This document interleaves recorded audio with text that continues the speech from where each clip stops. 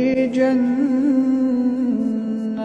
عالية لا تسمع فيها لاغية فيها عين جارية فيها سرر مرفوعة وأكواب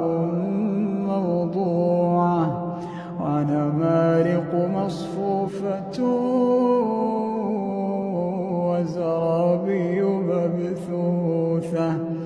أفلا ينظرون إلى الإبل كيف خلقت وإلى السماء كيف رفعت وإلى الجبال كيف نصبت وإلى الأرض كيف سطحت فذكر إنما أنت مذكر.